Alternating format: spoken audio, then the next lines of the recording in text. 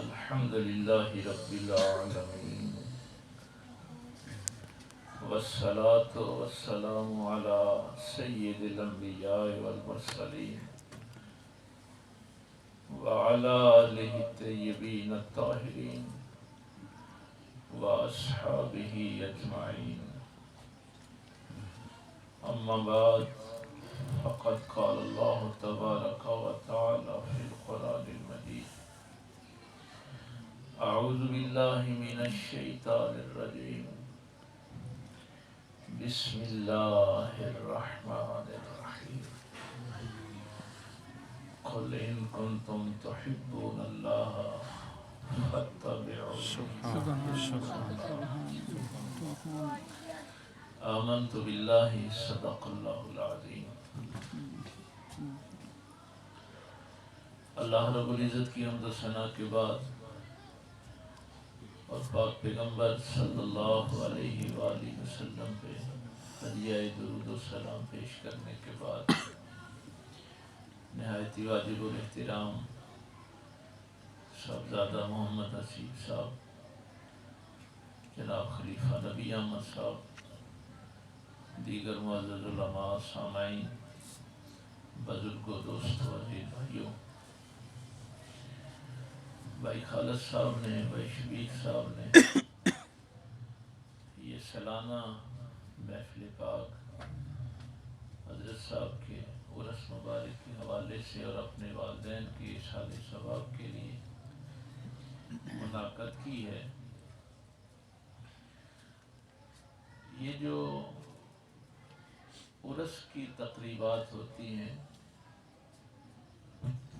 اس میں ہمارے موضوعات جو ہیں وہ عام محفل کے حوالے سے مختلف ہوتے ہیں. اس میں زیادہ وہ تجربات ہیں جو ہم نے حضرت صاحب قبلہ سے سیکھے ہوتے ہیں.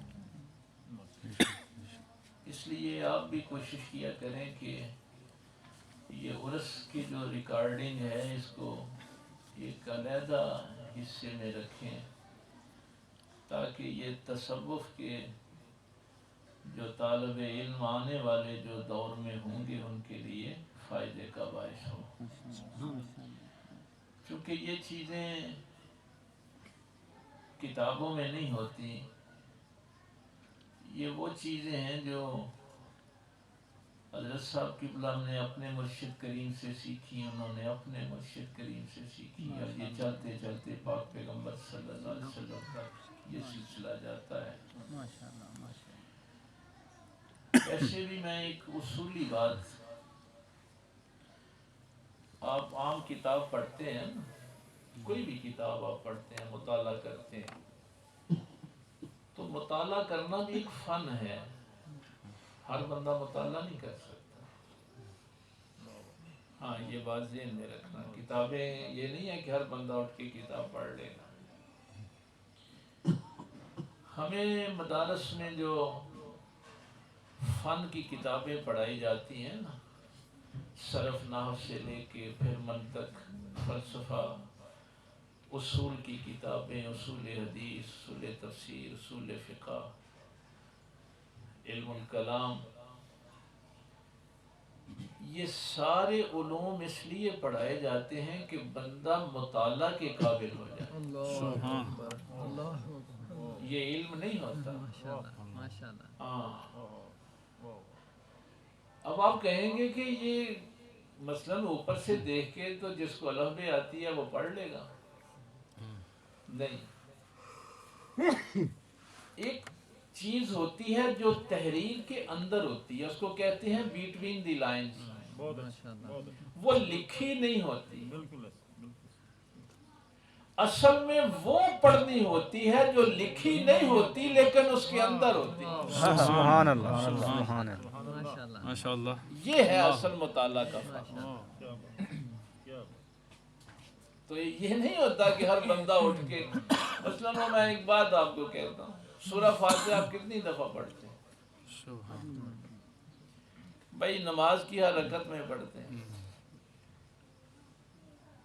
لیکن وہی سورہ فاتحہ جب سرکار مولا علی پڑھتے ہیں سرکار ابن عباس رضی اللہ تعالیٰ عنہما فرماتے ہیں کہ میں ساری رات بیٹھا رہتا تھا اور الف لام کی تشریح ختم نہیں ہوتی الحمد تو بڑی دور کی بات ہے، الف لام کی تشریح ختم۔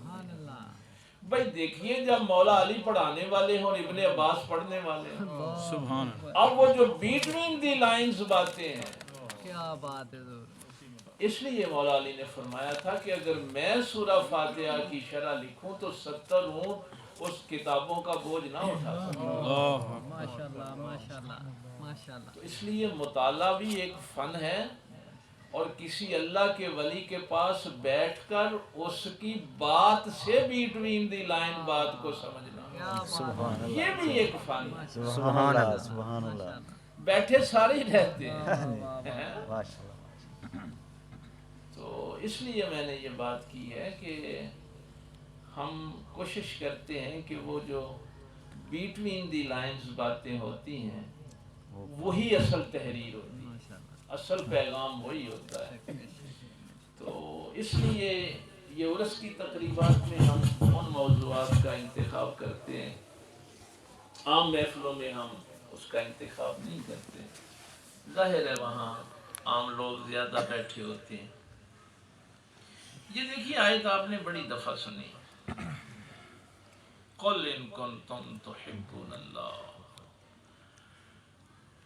اے میرے محبوب صلی اللہ علیہ وآلہ وسلم ان لوگوں کو یہ فرماؤ کہ اگر تم دعویٰ کرتے ہو کہ تمہیں اللہ سے محبت ہے،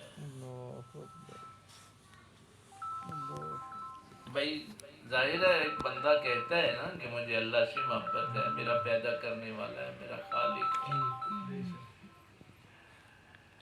ویسے آپ کو تو پتہ نہیں یہ احساس ہے یا نہیں ہے۔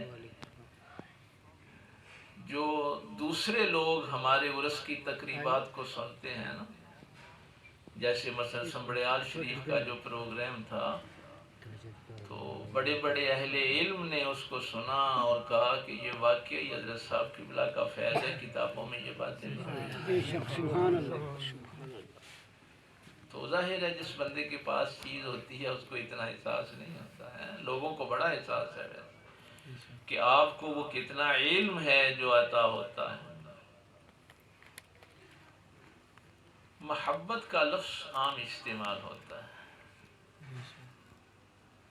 بڑا معروف ہے، لیکن ایک بات میں پہلے آپ کو خصوصاً ماشاءاللہ کثیر تعداد میں نوجوان ہیں، کوئی بھی تہذیب، کوئی کلچر، کوئی ثقافت اس وقت تباہ ہوتے ہیں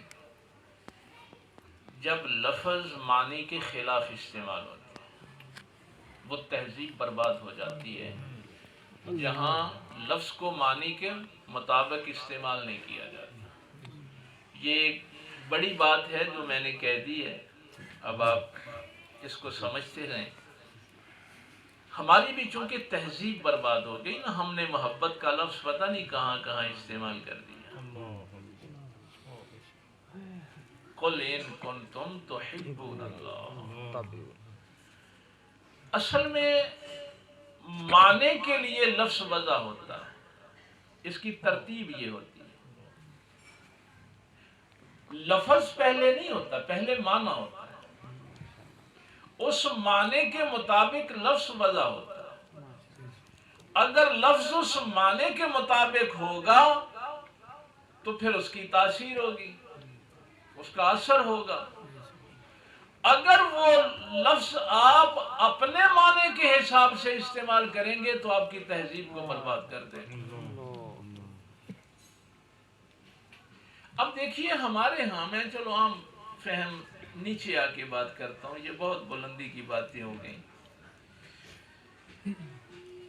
مثلاً ہمارے ہاں محبت کا لفظ استعمال ہوتا ہے جسمانی کشش کے لیے، یعنی ہماری تہذیب کیوں برباد ہو گئی کہ ہم نے اس لفظ کو استعمال کیا کہ جسمانی کشش جو ہے اس کو ہم نے محبت کہہ دی۔ اب آیت یہ کہہ رہی ہے کہ محبت وہ جذبہ ہے جو بندے کو اللہ سے ملاتا ہے. سبحان اللہ. قل ان کنتم تحبون اللہ. اب دیکھیے معنی کیا تھا، لفظ کس لیے استعمال ہوا، اور ہم نے اپنے ذہن کے مطابق اس کو استعمال کر لیا. اب چلو میں اس کو تھوڑا سا اور سادہ کر دوں اور آسان کر دوں. اگلے دن میں گجرانوالہ میں تھا تو آپ کے ایک پیر بھائی نے بڑی بات کہی.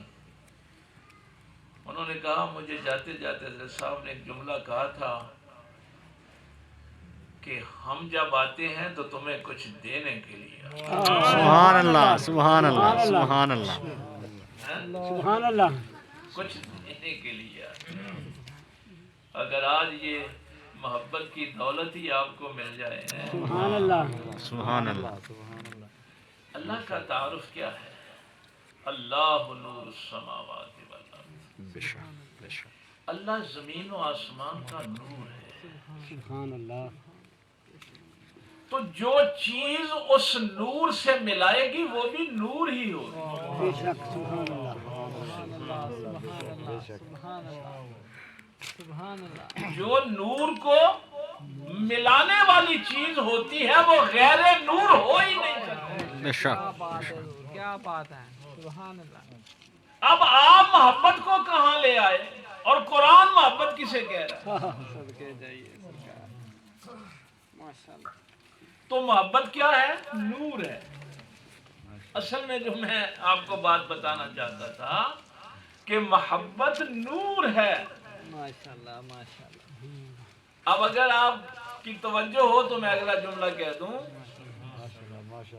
محبت نور ہے، یہ غیر نور سے ہو ہی نہیں سکتا. اللہ اکبر. سبحان اللہ. اللہ اکبر. رسالت یا رسول اللہ.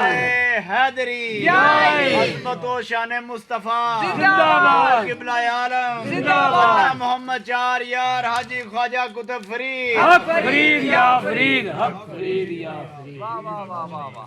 تو ہم نے جسموں کے ساتھ تعلق کے نام کو محبت کہہ دیا. سبحان اللہ. سبحان اللہ. یا خدا سے محبت ہوگی چونکہ وہ نور ہے، یا اس نے اپنے نور سے جس کو پیدا کیا ہے اس سے محبت ہوگی. سبحان اللہ. سبحان اللہ. سبحان اللہ. ماشاءاللہ ماشاءاللہ. یا جس کے اندر وہ اپنا نور داخل کر دے. واہ واہ واہ واہ واہ. کیا کہنے. محبت مادے سے ہو ہی نہیں سکتی. اللہ اکبر. اللہ اکبر. فنا ہونے والی شے سے محبت کیسے ہوگی؟ اب یہ نور جب انسان کے دل میں داخل ہوتا ہے، یہ محبت کا نور. آج تک تو لوگوں کو یہ بھی نہیں پتا کہ ہم بیعت کس لیے ہوتے ہیں. اللہ اکبر. اس محبت کے نور کے لیے بیعت، سبحان اللہ. سبحان اللہ. کہ میرے دل کو وہ نور کی نعمت نصیب ہو جائے. آمین آمین.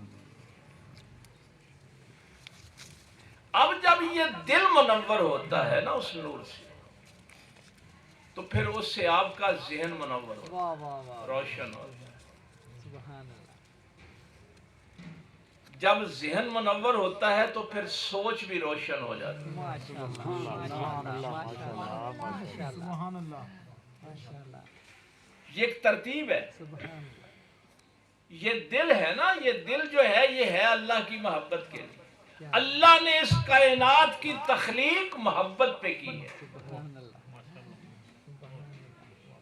جب آپ کہتے ہیں نا اللہ نور السماوات والارض، اللہ زمین و آسمان کا نور ہے. یہ شاید میں نے کسی جمعے پہ یہ آپ سے کہا تھا کہ آپ اس روشنی کو نور سمجھ لیتے ہیں، سورج کو نور سمجھ لیتے ہیں. نہیں بھائی، دیکھیے یہ بلب کی روشنی کم ہے، تھوڑی ہے، سورج کی ظاہر ہے بہت زیادہ ہے. سورج کی روشنی سے کیا ہوتا ہے؟ آپ مادی چیزوں کو دیکھتے ہیں، مادی چیزوں کو دیکھتے ہیں، یہ پتھر ہے، یہ درخت ہے، یہ میرا گھر ہے، یہ مسجد ہے، یہ چہرے ہیں۔ سورج غروب ہو جائے گا، اندھیرا ہو جائے گا تو یہ مادی چیزیں نظر نہیں آئیں۔ سورج کی روشنی سے کوئی دل بھی دیکھ سکتا ہے؟ کیا بات ہے، میں نے یہ جملہ اس لیے کہا ہے کہ بھائی یہ دل ہے اس نور کے لیے۔ کیا بات، کیا بات، سبحان اللہ۔ ہاں یہ دل اللہ نے اس لیے بنایا ہے کہ اللہ کی محبت کے لیے، محبت نور ہے۔ اب ہوتا کیا ہے، ہم ساری زندگی دھوکے میں گزار دیتے ہیں، کبھی خوش فہمی، کبھی غلط فہمی۔ کسی کو ساری زندگی دوست سمجھتے ہیں، آخر میں پتہ چلتا ہے یہ تو دشمن ہے، اس کو خوش فہمی کہتے ہیں۔ بھئی تفصیل کے لیے تو وقت نہیں ہے نا، اشارے ہی کافی ہیں۔ کبھی کسی کو دشمن سمجھ رہے ہوتے ہیں، بعد میں پتہ چلتا ہے یہ تو دوست تھا۔ کیا بات، ہیں؟ کیا بات۔ بھئی دو مثالیں میں اشارہ تھا عرض کر دوں، ماشاءاللہ، ماشاءاللہ۔ دو مثالیں عرض کر دوں۔ غزوہ بدر پہ جب قیدیوں کو فیصلہ ہو گیا کہ یہ ہمارے بچوں کو پڑھا دیں، جن کے پاس پیسے نہیں ہیں، باقی تو پیسے دے کے چھوٹ گئے، جن کے پاس پیسے نہیں ہیں وہ مسلمانوں کے 10 بچوں کو پڑھا دیں، وہ آزاد ہو جائیں، لیکن ایک کے لیے کہا گیا کہ یا رسول اللہ صلی اللہ علیہ وسلم اس کو نہیں چھوڑنا، سہیل بن عمر کو، اس کے جبڑے توڑنے ہیں، یہ اسلام کا بہت بڑا دشمن ہے۔ سارے دشمن سمجھ رہے تھے نا، لیکن پاک پیغمبر نے معاف کر دیا، معاف کر دیا نا۔ صلح حدیبیہ والے دن بھی یہی تحریر لکھنے کے لیے مشرکین کی طرف سے آیا، اعتراض کر دیا، محمد رسول اللہ کاٹو، محمد بن عبداللہ لکھو۔ اب سب دیکھ رہے ہیں کہ دشمن ہے، لیکن پیغمبر پھر معاف کر رہے ہیں۔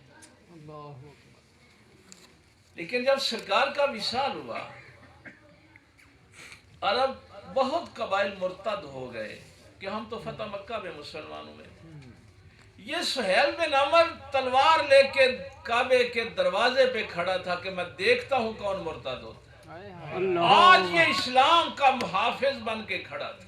سبحان اللہ، سبحان اللہ، سبحان یہ اللہ۔ سورج کی روشنی نہیں دکھا سکتی، نعرہ تکبیر، اللہ اکبر، رسالت، یا رسول اللہ، حیدری، حضور قبلہ عالم، زندہ باد، آستانہ عالیہ ننگل شریف، زندہ باد۔ واہ واہ واہ واہ واہ، سبحان اللہ، سبحان اللہ، سورج کی روشنی دل نہیں دکھا سکتی، کیا بات ہے، دل کو روشن نہیں کر سکتی، یہ بلب نہیں دل کو روشن کر سکتی۔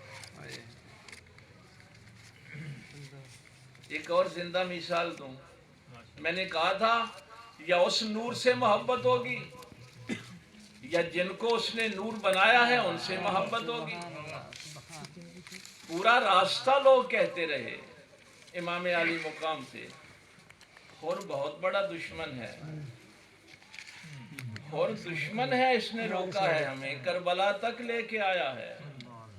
یہ حسین کو پتا ہے کہ دشمن کے لشکر میں ضرور ہے لیکن دشمن نہیں ہے۔ سبحان اللہ، سبحان اللہ، سبحان اللہ، سبحان اللہ۔ اللہ اکبر، سبحان اللہ، دیکھیے کتنا فرق ہے، کیا بات ہے سرکار، ہم ساری زندگی دوست اور دشمن میں فرق نہیں کر پاتے،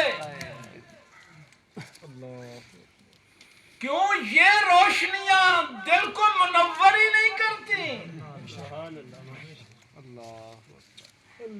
اس لیے آیت نے آگے کہا فَاتَّبِعُونِی، اگر وہ نور محبت لینا ہے تو غلامی مصطفیٰ میں آنا پڑے گا۔ نعرہ تکبیر۔